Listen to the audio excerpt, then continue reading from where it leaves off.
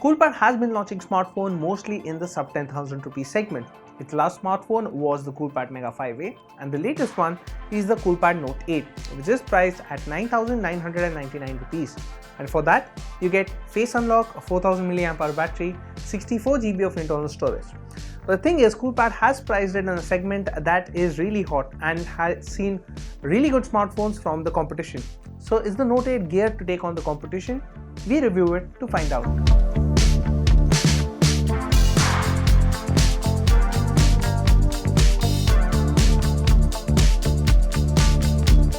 The Coolpad Note 8 is made out of plastic and has a glossy finish at the back. We have seen a few smartphone makers offer premium materials like metal and glass around this price point. The Note 8 is big with the display measuring 5.99 inches and has the 18:9 aspect ratio. It has thin bezels on the side and the ones on the top and the bottom are thicker in comparison. The Note 8 sports a dual camera setup at the back and the module it is housed in protrudes slightly. The fingerprint scanner is positioned below the camera module and is easy to reach. We noticed that the glossy back picks up fine scratches easily, and our review unit had multiple hairline scratches around the Coolpad branding at the back. We found the phone to be comfortable to hold thanks to the curved sides. It weighs 185 grams, which is slightly on the heavier side, but it is mainly because of the 4000 mAh battery. Coolpad ships a 10 watt charger in the box. While manufacturers are introducing powerful processors at lower price points, the Note 8 sports an older MediaTek 6750 SoC. It is a quad-core processor with all cores clocked at 1.5 GHz. There is 4 GB of RAM and 64 GB of internal storage, which is further expandable via the hybrid SIM tray slot.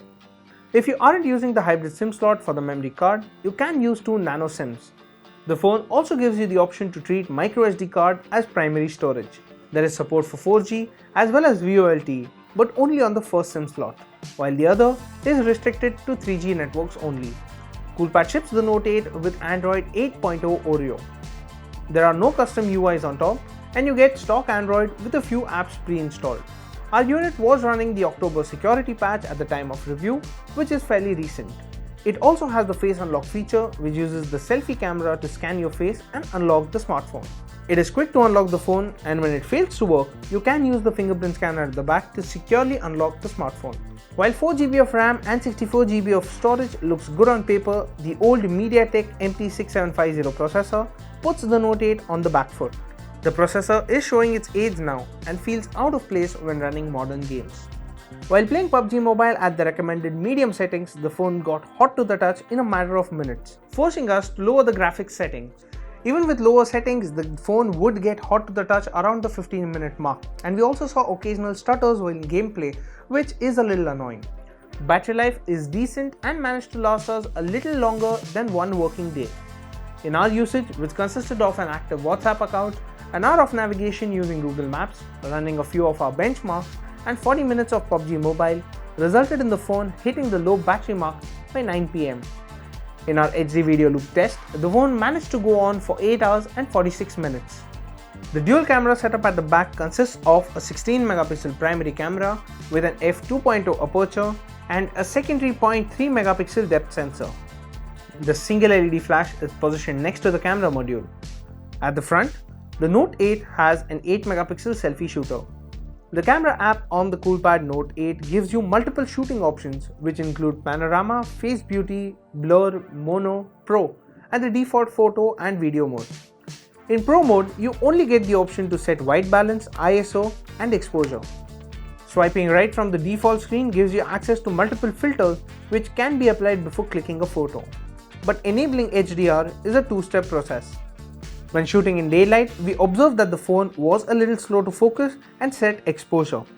The phone also struggled to get the exposure right and required a few attempts at times to get it right. Photos clicked from the Coolpad Note 8 were below average. Shots clicked in daylight missed out on detail.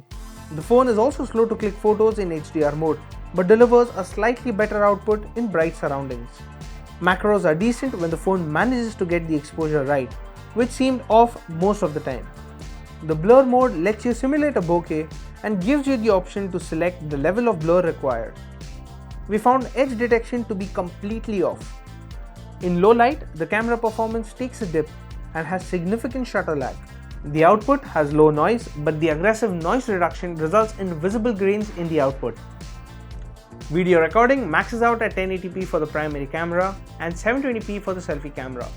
There is no stabilization available, which leads to shaky footage. The latest offering from Coolpad is positioned in a market that is quite aggressive but is not geared to face the competition. The MediaTek MT6750 processor is dated and cannot keep up with what the competition offers in the form of the Redmi 6 and the Asus Zenfone Max Pro M1. We found the cameras to be below average, and the lack of dual 4G does not help the Note 8's case. For the asking price of 9,999 rupees, you can opt for the Xiaomi Redmi 6 or put in a little extra and go for the Nokia 5.1 Plus, which is a part of the Android One program, so you get guaranteed Android updates and it's a bit more value for money. So that was our review of the Coolpad Note 8. What do you guys think about this device? Let us know in the comment section below. And as always, for all things tech, stay tuned to gadgets360.com.